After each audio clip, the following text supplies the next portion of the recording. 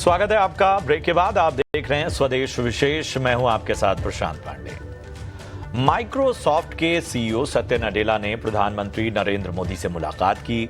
मुलाकात की तस्वीरें सोशल मीडिया पर छाई हुई हैं और इसी मुलाकात के बाद सत्य नडेला ने बड़ा ऐलान किया। माइक्रोसॉफ्ट भारत में 17.5 यानी $17.5 अरब यानी कि 1,57,000 करोड़ रुपए का निवेश करेगी। ये एशिया में माइक्रोसॉफ्ट का अब तक का सबसे बड़ा निवेश होगा।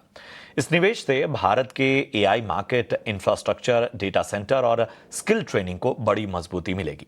लेकिन एक सवाल दिल में और चुभता है और बहुत चुभता है, वो ये कि चीन, जी हाँ, कहने में कोई हिचक नहीं कि टेक्नोलॉजी की दौड़ में चीन दुनिया के कई देशों से कई कदम आगे निकल चुका है। अभी हाल ही में अमेरिका ने एनवीडिया की H200 सुपर एआई चिप्स की बिक्री पर छूट दी, लेकिन चीन ने खुद ही अपनी कंपनियों को इन्हें खरीदने से रोक दिया, क्योंकि चीन विदेशी टेक कंपनियों पर अपनी निर्भरता खत्म करना चाहता है। वो डोमेस्टिक टेक्नोलॉजी को हमेशा अपफ्रंट पे रखना चाहता है। चीन अपनी घरेलू चिप कंपनियों को बढ़ावा दे रहा है, अमेरिकी टेक कंपनियों का दबदबा कम करना चाहता है, उनके कंट्रोल से बाहर निकलना चाहता है। चीन ने अपने देश में गूगल, फेसबुक, व्हाट्सएप जैसे कई विदेशी ऐप्स को पूरी तरह बैन कर रखा है। वो लोकल कंपनियों, लोकल प्लेटफॉर्म्स, इन सभी को तवज्जो देता है और इन टेक्नोलॉजी में इन हाउस इकोसिस्टम तैयार करता है। तो बड़ा सवाल यह है कि क्या भारत को भी अपने घरेलू टेक इकोसिस्टम को तेजी से खड़ा करने की आवश्यकता है, क्योंकि हम अब भी विदेशी कंपनियों पर निर्भर हैं, चाहे वो टेक्नोलॉजी ट्रांसफर की बात हो, चाहे पूरी तरह से उस टेक्नोलॉजी को अपने दुनिया में जगह देने की। भारत कब अपनी टेक्नोलॉजी का खुद बादशाह बनेगा? इन्हीं तमाम बड़े सवालों को आज अपनी चर्चा में हम लेकर आए हैं।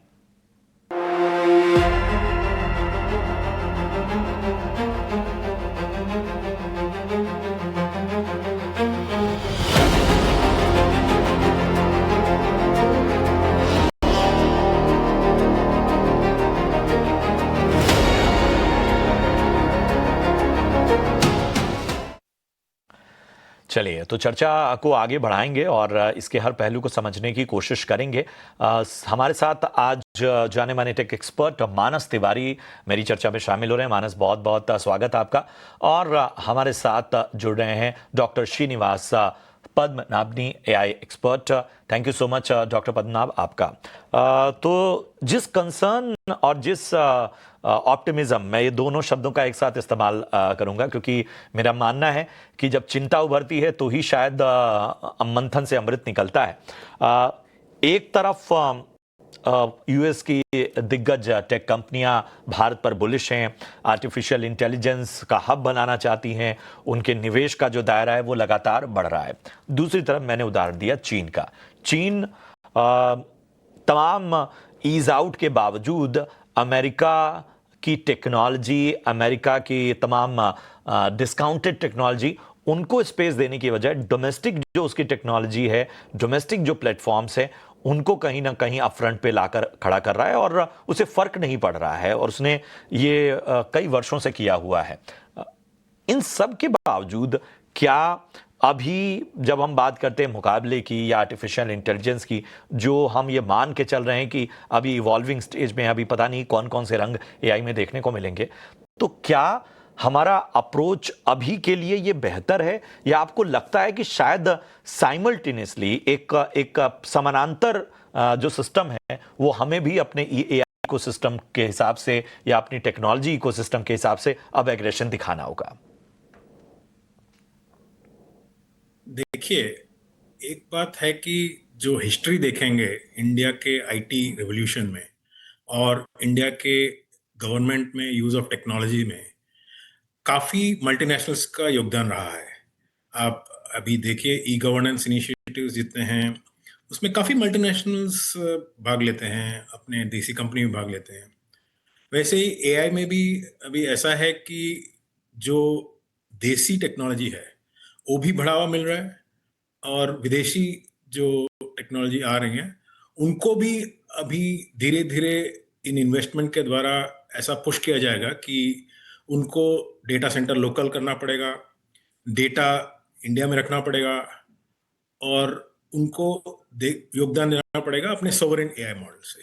सो मैं अपने स्वदेश की बात करता हूँ तो जस्ट 1 वीक पहले की बात है या 10 दिन पहले की बात है कि आईआईटी बॉम्बे बेस्ड भारत जन फाउंडेशन खोला गया, जो कि देसी स्वदेशी एलएलएम है। India AI mission, government of India ने उनको हजारों करोड़ का जीपीयू इंफ्रास्ट्रक्चर दिया है, और इनका मानना है कि इसमें काफ़ी आईआईटीज, ट्रिपल आईटीज इनके रिसर्च गए हैं, जैसे triple IT Hyderabad, IIT Kanpur, IIT Bombay. But ultimately idea ये है कि हम अपना डेटा, अपना एलएलएम, अपना ऐप और अपने देश के जितने डेटा वेरिएशंस है उन सबको लेके भारत जन को बढ़ावा देंगे। इसके अलावा एक हाइब्रिड की बात करें, जैसे फॉर एग्जांपल अभी सर्वम एआई है, वो भी एक इंडिक एलएलएम है, बट वो काफी एज्योर पे होस्टेड है। तो मेरे ख्याल से हमें ये बात नहीं लेना चाहिए कि केवल हम सॉवरेन काम करें, हमें हाइब्रिड लेना पड़ेगा, क्योंकि आईटी सर्विसेज में हमने काफी हद तक मल्टीनेशनल्स का हेल्प लिया हुआ है इन स्केलिंग हमारा जो गवर्नमेंट इंफ्रास्ट्रक्चर है। सो आई थिंक हमें हाइब्रिड स्ट्रेटजी लेना चाहिए। ऑफ कोर्स एक चिंता की बात रहती है कि यदि कुछ बाहर की तरफ से सम काइंड ऑफ क्लोजर हो जाए तो हम सेल्फ सफिशिएंट है कि नहीं। तो इसीलिए हम भारत जन जैसे मूवमेंट्स को भी प्रोत्साहन कर रहे हैं। बट इसके अलावा जो हमें माइक्रोसॉफ्ट से डेटा सेंटर खुल रहे हैं, या तो रिसेंटली वाइजैक में गूगल ने डेटा सेंटर खोला है $15 बिलियन, या तो अभी अमेजोन ने भी कुछ tens of billion dollars investment propose किया है, हमें उनको ना नहीं करना चाहिए। बिकॉज इंडिया ट्रेडिशनली काफ़ी सेंटर ऑफ आईटी रहा है, because of the collaboration with multinationals in US. और ऊपर से एक और सही बात आपको जानना पड़ेगा कि हजारों जीसीसीस इंडिया में हैं। तो इंडिया कभी ऐसा रेयरली होगा कि पूरा आइसोलेट हो जाएगा, खुद पे डिपेंड करना पड़ेगा।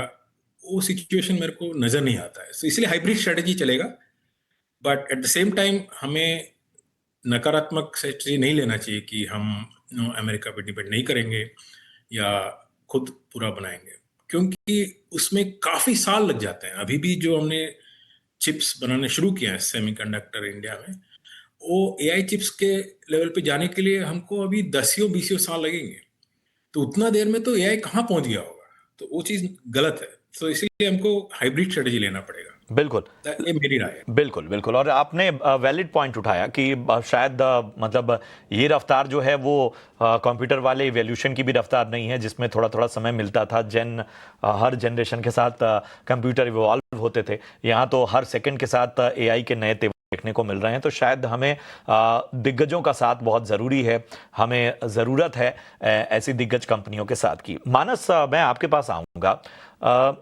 एक जो बार बार भारत के साथ ये बात कही जाती है कि हम जो आउटसोर्सिंग या टेक्नोलॉजी ट्रांसफ़र, मतलब ये हमारी आदत सी बन गई है। मैं पद्मनाभ सर की बात से सहमत हूं कि ठीक है, वक्त की दरकार यही है। वक्त यही कहता है कि हमें पूरी तरह से इस तरह से अपने इकोसिस्टम को बनाना है जिसमें हम एक रफ्तार पकड़ सकें, और उसमें दिग्गजों का साथ और जो भी इसमें एक्सपर्ट्स हैं उनका साथ चाहिए। लेकिन ये स्थिति आज की तो है नहीं। मतलब हमने बाकी टेक्नोलॉजी में देखा, आईटी में, बाकी हम पूरी तरह से आउटसोर्सिंग, टेक्नोलॉजी ट्रांसफ़र, ये हमारी आदत बन चुकी है। और आप तो पूरी दुनिया में ट्रैवल करते हैं, देखते हैं। क्या अप्रोच में ऐसी हमारे कमी है या हमारी आदत ऐसी बन चुकी है? आदत बोलूंगा प्रशांत, मैं आई थिंक बोलूंगा एक राइट वर्ड होगा यूज करना, माइंडसेट। जो हमारा थोड़ा सा माइंडसेट ट्रेडिशनली रहा है ना, हिस्टोरिकली इंडियंस का, और हमारी जो आईटी और टेक्नोलॉजी सेक्टर है उसका थोड़ा सा हमेशा एक इंक्लिनेशन रहा है टुवर्ड्स प्रोवाइडिंग सर्विस। हमेशा एक बहुत अच्छे सर्विस प्रोवाइडर रहे हैं, और आप किसी फील्ड में उठा के देख लो तो इनोवेशन की तरफ जो है ना, हमारा डायरेक्टली कभी अप्रोच रहा नहीं है। और उसके बहुत सारे रीजन हो सकते हैं, बिकॉज हमारी इकोनॉमी की अपनी एक स्ट्रगल रही है, हमारी लिमिटेशन रही है। अगर आप देखोगे तो हम we are still a very young country, हम बहुत साल पहले आजाद नहीं हुए हैं। तो we still a developing country, and जिस जिस फाउंडेशन पे हमारी पूरी इकोनॉमी बनी हुई है वो ज्यादातर सर्विस प्रोवाइड करना होता था कि हम बड़ी बड़ी बाहर की जो कंपनियां हैं वो यहाँ के जो इंजीनियर हैं उनसे अपने सोल्यूशंस रेडी कराती थी। और कहीं ना कहीं उस वजह से हम जो है ना इस रेस में बहुत पीछे रह गए हैं। हमने उतना इनोवेट नहीं करा। आप एआई पीसीस की आप बात कर रहे हैं, एआई चिप्स की आप बात कर रहे हैं, लेकिन जैसा सर ने भी कहा कि हम सेमीकंडक्टर नहीं बना पाए हैं अपने, जो कि मेन स्ट्रीम हो, जो कि कमर्शियली यूज हो रहे हो। अगर आप मोबाइल प्लेटफॉर्म पर अगर आप बात करते हैं तो दो ही तीन कंपनियां हैं, क्वालकॉम है, मीडियाटेक है, एक ताइवान बेस्ड है, एक यूएस बेस्ड है, या फिर एक यूनिसॉक है। उसके अलावा कोई तीसरा सोल्यूशन या चौथा सोल्यूशन नहीं है। सेम अगर आप पीसीस की बात करते हैं, सेमीकंडक्टर्स की, तो वहां पर भी आपके वही गिने चुने नाम आते हैं, इंटेल है, एएमडी है, आपका एनवीडिया अभी एआई की वजह से बहुत तेजी से खबरों में आने लगा है। और एक मे बी एप्पल ने अपनी खुद की चिपसेट सेमीकंडक्टर बनानी शुरू कर दी है, लेकिन इसके अलावा कोई बहुत ज्यादा जो है ऑप्शंस नहीं है। तो ऐसा नहीं कि सिर्फ इंडिया यहाँ पर स्ट्रगल कर रहा हो, आप ज्यादातर कंट्री वो काम नहीं कर पा रही है, क्योंकि इसके पीछे बहुत सारे टेक्निकल एंड मैं बोलूंगा कहीं ना कहीं ज्योग्राफिकल रीजंस भी होते हैं। बिकॉज अगर आपको एक सेमीकंडक्टर का प्लांट लगाना है किसी भी कंट्री में, फैब्रिकेशन प्लांट जो होता है, एक तो उसमें बिलियंस ऑफ डॉलर्स का कॉस्ट आता है। फिर उसके लिए आपको एक सर्टेन टाइप के मिनरल्स चाहिए होते हैं, जो कि आपको एक स्पेसिफिक रीजन के अंदर ही मिलते हैं। इसलिए आप देखेंगे कि ताइवान जो है, वहां पर बहुत बड़ा सेमीकंडक्टर बनते हैं। जो दुनिया की सबसे बड़ी सेमीकंडक्टर बनाने वाली कंपनी है एसएमसी, वो ताइवान के अंदर बेस्ड है। तो इसके अंदर मतलब बहुत ज्यादा पानी लगता है, आपको बहुत ज्यादा पानी चाहिए होता है सेमीकंडक्टर्स बिल्ड करने के लिए। वहां पर हमारी जो है बहुत सारी लिमिटेशंस आ जाती हैं। क्या इतना ज्यादा पैसा, इतना ज्यादा कैपिटल हम इन्वेस्ट करने के लिए रेडी है? हम थोड़ा उसमें पीछे हो गए हैं। तो एक ये तो कुछ चैलेंजेस है। अगर मैं चाइना की बात करता हूँ, देखिए चाइना और यूएस के अंदर क्या हुआ है ना, कि एक अनसेट भी नहीं बोलूंगा, अब तो इट्स आउट देयर कि there is a bit of a open war when it comes to technology. बहुत खुला इनके बीच में जो है थोड़ा सा तनाव चल रहा है पिछले कुछ सालों से। और ये शुरू हुआ था कि चाइना की एक कंपनी थी हुआवे, जो अगर आपको याद होगा, उसके ऊपर यूएस ने बैन लगा दिया था। बोला था कि हमारी कोई भी जो अमेरिकी कंपनी है, चाहे वो गूगल हो जो एंड्रॉइड देती है, चाहे कॉलकॉम हो जो चिपसेट देती है, वो कोई भी इनको चिपसेट या जो है सॉफ्टवेयर सर्विसेज प्रोवाइड नहीं कराएगी। तो चाइना ने भी जवाब में ये नहीं कोई सोल्यूशन नहीं ढूंढा, उन्होंने कहा हम अपनी खुद की कैपेबिलिटीज बिल्ड करेंगे। मे बी उनके लिए भी वो एक वेकअप कॉल था कि हमें भी अपना जो है अमेरिकी कंपनियों के ऊपर डिपेंडेंसी कम करनी है। उन्होंने कहा हम अपना खुद का ओएस बनाएंगे, अपना खुद का सेमीकंडक्टर बनाएंगे। उन्होंने उसके ऊपर काम करना शुरू कर दिया। और वो फिर अलग अलग तरीके से जो है दोनों कंट्रियां एक दूसरे के ऊपर भी ऐसा टेक्नोलॉजी का कुछ ना कुछ वार करती रहती है। जैसे चाइना ने अपने सारे गवर्नमेंट ऑफिस के अंदर आईफोन्स बैन कर दिए, ठीक है, तो उस वजह से फिर एप्पल ने थोड़ा इंडिया मार्केट की तरफ मुंह मोड़ा। तो ये इनके बीच में चलता रहता है। तो अभी जो एनवीडिया वाला भी हुआ, तो then they obviously had to respond कि यार ठीक है आप अलाउ कर रहे हैं, पर भी हमें तो नहीं चाहिए, हम अपने आप देख लेंगे। तो ये इनका एक जो इक्वेशन है वो अपने आप में अलग है। लेकिन वहां पर क्या एडवांटेज है चाइना के पास, कि वो टेक्नोलॉजी के मामले में ना हमसे बहुत ज्यादा आगे है।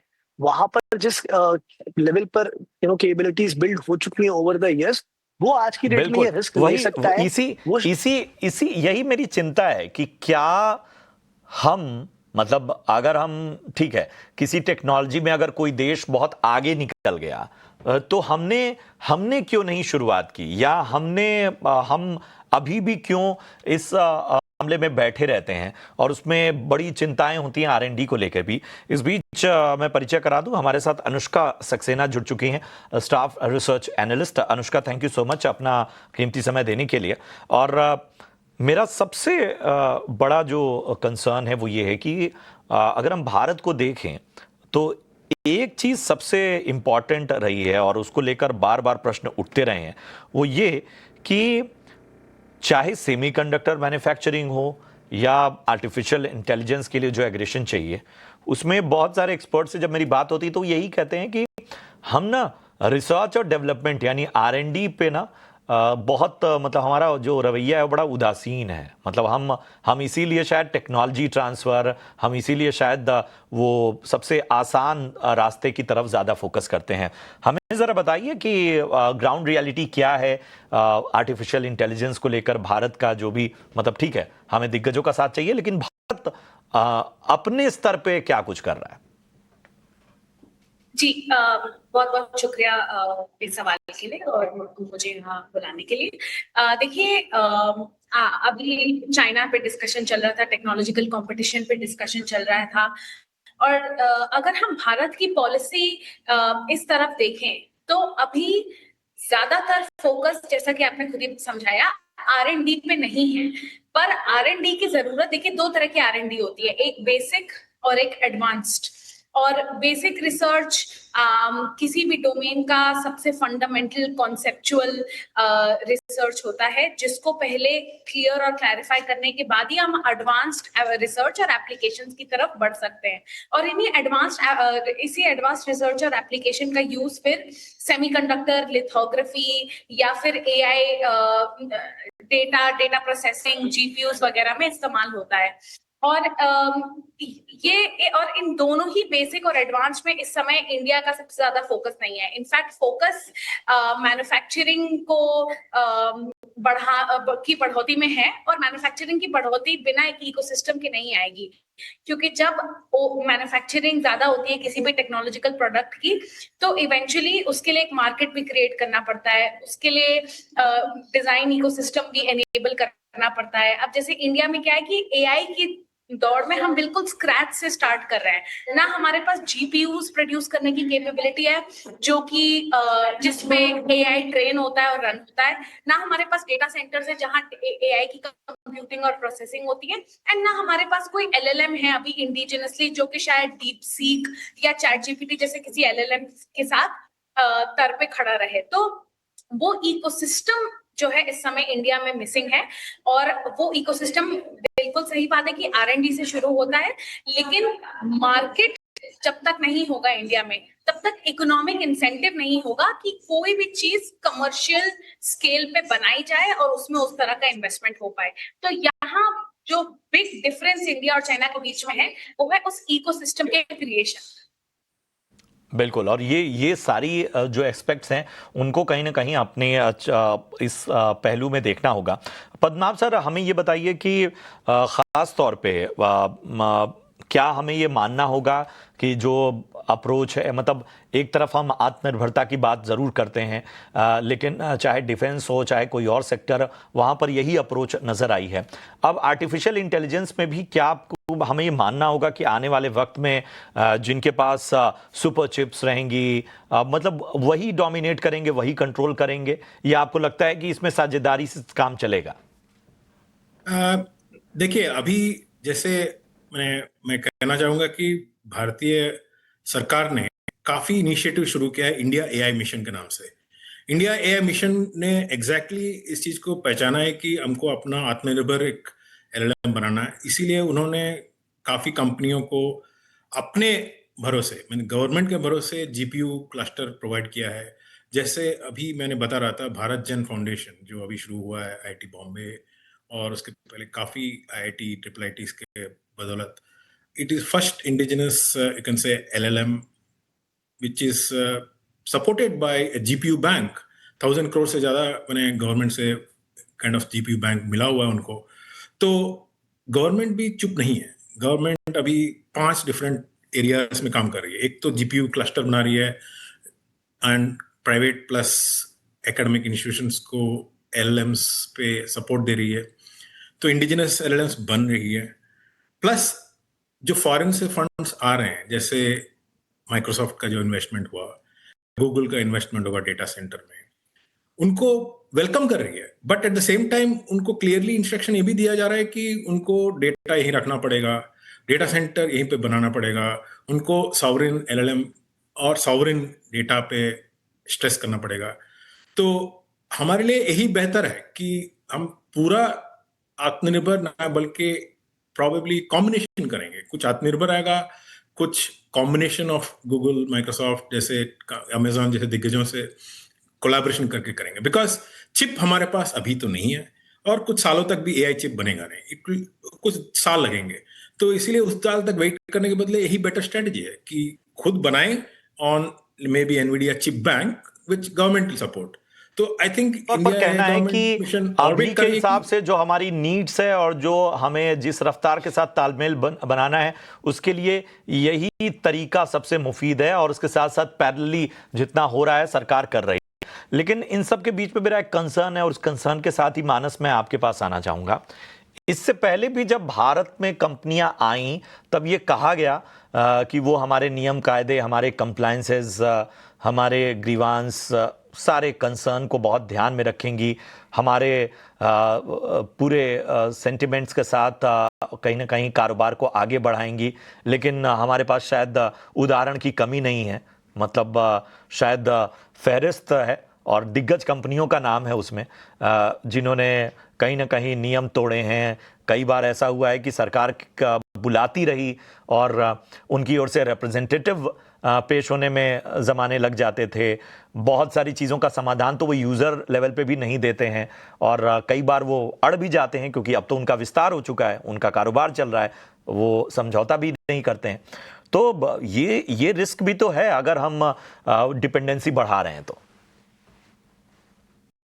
बिल्कुल है, और ये हमेशा रहेगा भी ये वाला रिस्क, क्योंकि देखिए बिजनेसेस है सारे के सारे, आप कितने भी गाइडलाइन सेट कर दें, कितने भी रेगुलेशन सेट कर दें। अभी तो थैंकफुली प्रशांत हम बात कर रहे हैं, डेटा लॉज आ गए इंडिया में, आ रहे हैं, ठीक है। तो अब तो फिर भी थोड़ा सा आप जाके इन कंपनीज को कहीं ना कहीं अकाउंटेबल होल्ड कर सकते हो कि किस तरह से जो है डेटा कलेक्ट हो रहा है, कहाँ प्रोसेस हो रहा है, कहाँ यूज हो रहा है। अगर आपको कोई ऐसी घटना होती है तो आप इन कंपनीज को अकाउंटेबल होल्ड कर सकते हो। लेकिन इससे पहले तो ये बहुत बड़ी दिक्कत थी, और बिल्कुल आपने सही बोला, ऐसे कई सारे इंसिडेंट्स हुए हैं, इंडिया में नहीं हुए हैं, बाहर भी हुए हैं। और कई बार क्या होता है कि आप एक प्लेटफॉर्म के साथ भले डेटा शेयर कर रहे हो, लेकिन वो प्लेटफॉर्म पे और भी दूसरे सारे बिजनेसेस जो हैं ऑपरेट करते हैं, वो एक जगह से दूसरी जगह वहां से कहाँ पहुंचा और किसने मिसयूज कर दिया, ये सब चीजें जो है ट्रेस कर पाना बड़ा मुश्किल होता है। तो ये बिल्कुल एक कंसर्न है कि आपकी जो पूरी तरह से डिपेंडेंसी है वो एक सर्टेन टाइप्स ऑफ सर्विसेज के ऊपर ही है। लेकिन जब हम बात कर रहे हैं ना कि हम क्यों अपनी इस तरह की सर्विसेज या इस तरह के ऑल्टरनेटिव्स नहीं बना रहे, तो हमें थोड़ा ये भी सोचना चाहिए कि जब हमने कोशिश करी भी है तो उन कोशिशों का क्या हुआ है। मैं बहुत ही रीसेंट एग्जांपल देता हूँ, क्योंकि आराटाई एक ऐप आया था जोहो का, भी 2-2.5 महीने पहले की बात है, जिसको लोगों ने इतना हल्ला मचाया, इतना हाइप बना कि भाई ये अब आ गया एक और व्हाट्सएप का ऑल्टरनेटिव आ गया, ये इस पे ये हमारा अपना खुद का ऐप है, जोहो ने बनाया है, सारा डेटा यहीं रहेगा। उन्होंने बड़ा जोर शोर से कई सारे इंटरव्यूज दिए, कई सारे फीचर्स वो लेकर आए, ऐप स्टोर पे नंबर 1 हो गए। 2-2.5 महीने के बाद आज कहाँ है वो ऐप? कौन यूज कर रहा है उस ऐप को? कितने एक्टिव यूजर्स हैं? क्यों उसकी बात नहीं हो रही? कहाँ है वो ऐप स्टोर के ऊपर? तो क्यों वो सस्टेन नहीं कर पा रहे? अगर कोई ऐसे ऑल्टरनेट्स आ भी रहे हैं जिन पे इमीडिएट हाइप बन रही है, एक ऐसे सोशल मीडिया प्लेटफॉर्म आया था कुछ समय पहले, कू करके, जिसको लोगों ने बोला ये, क्योंकि आपने भी जिन बात करी है कंपनी की जिसके रिप्रेजेंटेटिव को बुलाते रह गए, कभी पहुंचे ही नहीं, वो बहुत बड़ा 2-2.5 साल पहले ये पूरा जो चीज हुई थी, उसी का ऑल्टरनेटिव था कू। कहाँ है वो? आज बंद हो गया, वो कंपनी को बंद करना पड़ा क्योंकि लोग यूज ही नहीं कर रहे हैं। तो लोगों को भी तो समझना पड़ेगा, अगर कोई ऑल्टरनेटिव आ रहा है वही आप यूज भी तो करो। आप हम बात करते हैं बैठे कि यार क्यों नहीं है ऑल्टरनेटिव, आप फोन्स की बात करो, लावा एकमात्र इंडियन ब्रांड रह गई। एक टाइम पर माइक्रोमैक्स थी, लावा, कार्बन, लोगों ने फोन खरीदना ही बंद कर दी, लावा के भी कितने फोन खरीद रहे हैं। ब्रांड के ऊपर भी है, maybe they are not living up to the expectations, उस तरह के डिवाइसेस नहीं बना रहे, इसलिए शायद लोग यूज नहीं कर रहे, इसलिए शायद लोग दूसरे ऑल्टरनेटिव की तरफ चले जाते हैं। और वही चैलेंज भी है ना, बिकॉज अभी क्या हुआ है, अब वापस आता हूँ एआई के ऊपर एक बार ना, कि आज हम बात कर रहे हैं एलएलएम्स की कि उस पर काम हो रहा है, रिसर्च हो रही है, ये हो रहा है, लेकिन हमें देखना पड़ेगा हमारा कंपटीशन किसके साथ है। ये हमारा जो कंपटीशन गैर आज की डेट में भरोसेमंद कहीं ना कहीं रवैया है यूजर्स के साइड से भी, इसकी पहली वजह तो यही नजर आती है कि भाई वो जिस तरह का एक्सपीरियंस कर रहे हैं बाकी प्लेटफॉर्म्स पे, उस तरह का एक्सपीरियंस हमारे इंडिपेंडेंट प्लेटफॉर्म क्यों नहीं दे पा रहे हैं। इन सब के बीच में सवाल उठता है, अनुष्का आप तक आवाज पहुंच रही है मेरी? अनुष्का आपको आवाज मिल रही है? जी जी जी मिल रही है। अनुष्का, अब ये वाला जो दिक्कत है ये क्यों है? मतलब क्या वाकई हम केवल कारोबार और आत्मनिर्भरता की बात करते हैं? हम उदाहरण जो हैं पूरी दुनिया में प्लेटफॉर्म्स के, उन उदाहरणों को या उनके काम करने के तरीकों को भारत में डोमेस्टिकली अपना नहीं पाते हैं, या रीजन कुछ और है? देखिए बात ऐसी है कि अगर आप हमारे सोशल मीडिया इकोसिस्टम को देख लें या हमारे सेमीकंडक्टर इकोसिस्टम को देख लें, तो इस समय तो बहुत हद तक डिपेंडेंस फॉरेन प्लेटफॉर्म्स पे ही है। और फॉरेन डिजिटल मीडिया हो या इवन फॉरेन डिफेंस प्लेटफॉर्म्स हो, डिपेंडेंस तो उन्हीं पे चल रही है। तो ऐसा मैं नहीं मानूंगी कि ये अडेप्टेशन का इशू है या हम उन प्लेटफॉर्म्स को इस देश में यूज नहीं कर पा रहे हैं या कंज्यूमर्स उनको अच्छे से समझते नहीं या जानते नहीं है, चाहे वो कंज्यूमर सिविलियन सेक्टर में हूँ या मिलिट्री सेक्टर में हूँ। बात दरअसल आत्मनिर्भरता की जो जर्नी है उसमें ये आ जाती है कि क्या हमारे ब्यूरोक्रेटिक प्रोसेसेस और क्या हमारे मार्केट्स सेल्फ रिलायंट होने के लिए रेडी हैं। और जो नेशन सेल्फ रिलायंट है, जब हम उनकी तरफ देखते हैं, देखिए इस दुनिया में कोई भी नेशन सेल्फ रिलायंट तो इस समय नहीं है, बट जिन नेशंस ने बहुत हद तक अपने खुद के डोमेस्टिक इकोसिस्टम और अपने डोमेस्टिक मार्केट और प्लेटफॉर्म्स पे रिलाई करना सीख लिया है, उन्होंने क्या तरीके अपनाए या क्या तकनीकें अपनाई जो वो इस स्तर पे पहुंच गए। अब देखिए, अगर आप चाइना से सीखना चाहें तो चाइना का मोबिलाइजेशन मॉडल ऐसा है कि वहां पे पार्टी स्टेट सुप्रीम है, सबसे टॉप पे है। इंडिया में वो मॉडल अडॉप्ट नहीं किया जा सकता है। इंडिया में सिर्फ एक ही मॉडल वर्क करेगा, वो है innovation and removal of bureaucratic hurdles. अगर आप डिफेंस में ही एक्विजिशन प्रोसेस को देख लें, ये तो एक बहुत बड़ी चुनौती है। और कई बार ये सारे जो कहते हैं ना कि क्लियरेंस और बाकी चीज़ों में इतनी सारे हर्डल्स आते हैं कि वो भी बहुत हद तक हतोत्साहित कर देते हैं कई बार किसी आइडिया को। अच्छी चर्चा रही और उम्मीद यही करते हैं कि कोशिश यही हो, भले टेक्नोलॉजी ट्रांसफ़र के जरिए ही हो, लेकिन आत्मनिर्भरता की तरफ थोड़े तेज़ कदम बढ़े। एआई तो अभी आया है, तो शायद अभी से बेहतर तैयारी होगी तो बड़ी पिक्चर ज़्यादा बेहतर बन पाएगी। हम पीछे नहीं रहेंगे। शुक्रिया करेंगे पद्मनाभ सर, इसके साथ ही हमारे साथ मानस जुड़े, उनका भी बहुत बहुत शुक्रिया। अनुष्का, आपका भी बहुत बहुत धन्यवाद इस चर्चा में शामिल होने के लिए, अपने इंसाइट्स देने के लिए। फिलहाल स्वदेश विशेष में आज के लिए इतना ही। दीजिए इजाजत। आप देखते रहिए ET Now स्वदेश। नमस्कार।